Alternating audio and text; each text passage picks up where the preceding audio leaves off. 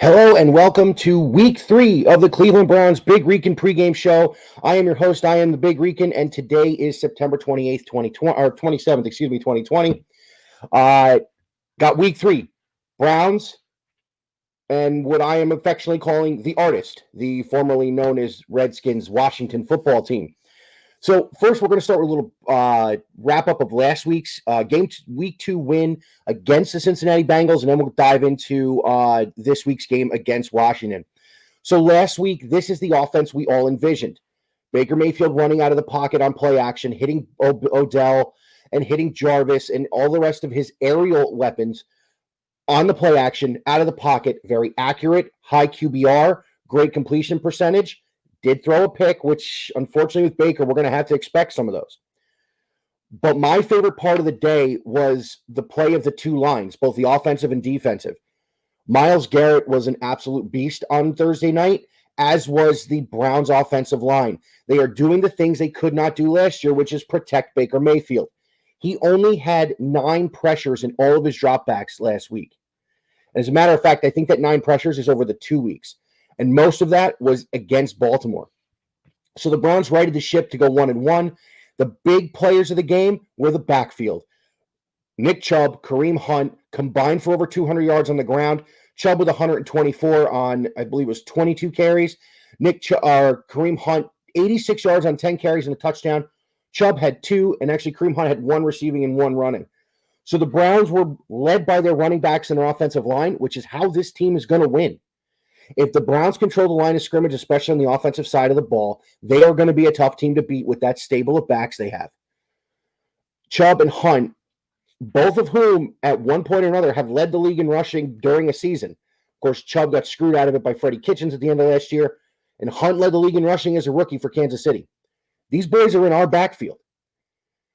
All the noise on the outside talking about, oh, Odell's not happy, this one's not happy. Everybody understands this team will go as far as the running backs are going to carry them. So let's see how far these running backs carry them. So coming into this week, we have a couple of Ohio State favorites coming in. Actually, 3 of them. Now, last year's number 2 overall pick, Chase Young, who has been an absolute monster coming off the end for this Washington team. He's got 2.5 sacks already. He made a couple of huge plays in week 1 against Philadelphia. You have Terry McLaurin, who, by the way, Browns fans, when I get into it in a minute, Terry McLaurin is responsible for 33% of Washington's total offense. That's an insane number. And with Denzel's availability up in the air as of now, I haven't seen if he's playing or not, the Browns are going to have their hands full. And, of course, the quarterback who set all the records at Ohio State in his final and really only season as a starter, Dwayne Haskins, of course, playing quarterback for them, had a really good week 1 and a not-so-great week 2, which is why they're 1-1. They beat Philly in week 1, and they beat Arizona in week 2. So what's the key to this game? It's very, very simple. The key to this game is who controls the line of scrimmage. Washington has an elite pass rush. They kept Kyler Murray off his mark all during week 2. They harassed Carson Wentz in week 1. This is a team that's going to go as far as their defensive front will take them. The Browns are also a line-driven team, and this is the offensive line. We have seen in weeks 1 and 2, 2 different teams, yes, in Baltimore and Cincinnati, but we saw in week 2 just how good these guys can be. Jedrick Wills has been an absolute revelation, and he's played phenomenally at that left tackle spot after converting from right tackle at Alabama. The key to this game is controlling the line of scrimmage, plain and simple. And I know everybody says it's key to every football game. That's different here. If you can control that pass rush, and Arizona did it by running the football, you can keep Washington on the field to tire them out. They don't have a whole lot of weapons in the secondary, and their linebacking core is good, not great. The Browns faced a great linebacking core in week 1 and a not-so-good one in week 2, so this one's kind of like in the middle. This team can make some noise, but what you have to do is you have to control the line of scrimmage. And if you control both, as we saw both at Ohio State last year and early this year, if you put Dwayne Haskins off his mark, he's not as good a quarterback as he was when he can sit there and pick you apart.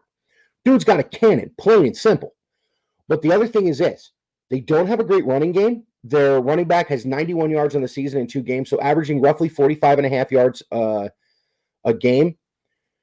They let go of Adrian Peterson, who, yes, he's up there in age, but he was still a productive back even until last year, and he's been pretty productive this year with Detroit. The Browns can win this game pretty easily. I firmly believe that. But again, control the line of scrimmage. Let your offensive line eat, and let that dynamic running back duo that the Browns have just absolutely tear up this Washington defense. Arizona won last week because Kyler Murray was able to run the ball a little. Their running backs were able to run the ball a little, and that opened up the passing game when they needed it. Washington got a lot of their pressures on actual just straight passing downs. When they had the option with the play action, which if you watched last week, Baker was huge in, they were able to actually complete the passes downfield. If you give them too much time to get around the rush, Baker will be running for his life again. And unfortunately, he's done it way too much in his short career. This could be a very easily won game, in my opinion. Something to keep in mind. The Browns are a 7-point favorite going into this game. And my buddy Nick, who I hope will watch this at some point in time, sent me a little stat last week, or I'm sorry, on Friday night. Browns 5 wins in their last 34 home games are by 8 points or more, and they're a 7-point favorite going into this one. I don't know what Vegas knows, but I like the Browns to win this game. When I did my schedule prediction, you can go back on the video, and it's highlighted. I had the Browns winning this game. I had them winning it pretty handily, actually. Look for the Browns to cover the spread this week. I was wrong last week, and boy, did it annoy me. Sorry, I needed a sip there. And it was a garbage time touchdown that cost them the cover. But in all seriousness, the 7 points this week, I like it only because I think the Browns can play keep away. They can run the football. They can own the line of scrimmage. They can own the game as long as they play the way they did last week. Get a little reinforcement as A.J. Green and Mack Wilson are both expected to play. Wilson coming back from that knee injury. A.J. Green was a guy who got a lacerated kidney or liver, lacerated kidney during training camp. With Terry McLaurin responsible for 33% of the Washington offense, the Browns need all the help they can get in the secondary. McLaurin is still running crossing routes like he did at Ohio State, and that's where Mack Wilson in the middle is going to help, because now you have the dynamic linebacker who can cover a little bit in a zone scheme, and if you're playing straight up and Denzel's healthy and able to play, you're putting your best corner on Terry McLaurin. You're going to follow him all day. As you saw last week against A.J. Green, Denzel was phenomenal. A.J. Green did not have a good game Thursday night. Doesn't matter. I think he only caught like 3 balls when Denzel was face up on him. So the Browns have a clear blueprint and path to win this game. Will they win this game? I firmly believe so. If I'm doing score prediction, which I'm actually going to start doing this week, 24-10 Browns. They win by 2 touchdowns. Look, this can get them to 2-1 for the first time since 2011. They can then build on this as their schedule doesn't get much, much harder as we go. Believe it or not, the Browns have the 29th hardest schedule in the NFL after week 2, which is the second easiest schedule in the game going forward. This could be a springboard to a better season. So if you look at them going forward here,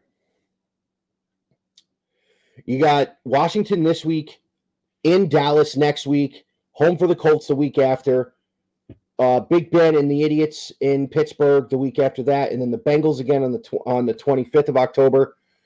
You know, they've got some games in a row. They get their bye week right in the middle of the season after week 8. After playing it's the Bengals, then home for the Raiders, and home for the Texans. If they can get to 5-3 at the break, they can probably get to 10 wins. But you start with today, and you start with a Washington team that's being built around a quarterback who is more prototypical pocket passer than he is scrambler. He is a one major target guy with less of a running game than you have seen in the first 2 weeks. I don't think Joe Mixon is a bad back, but they held him down pretty good last week. The guy Washington has, who I don't even know his name, and that's on me. he's not as good as Joe Mixon. You'll get 91 yards in 2 games against really defenses that aren't built to stop the run in Arizona and Philly. Bottom line is I'm trying to keep the pregame one a little short. 24-10 Browns, I believe, today. I think the defense will get boosted by the returns of A.J. Green and Mac Wilson.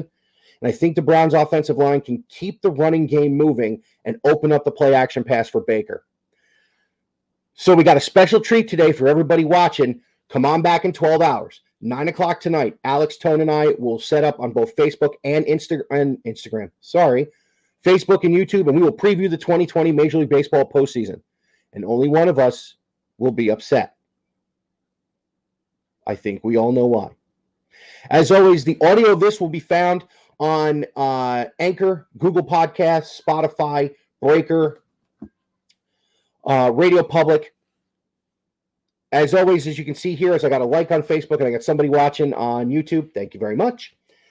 Big Rican can be found on all those podcast spots. We can be found on as a member of the TimesQ Podcast Network on timesq.com.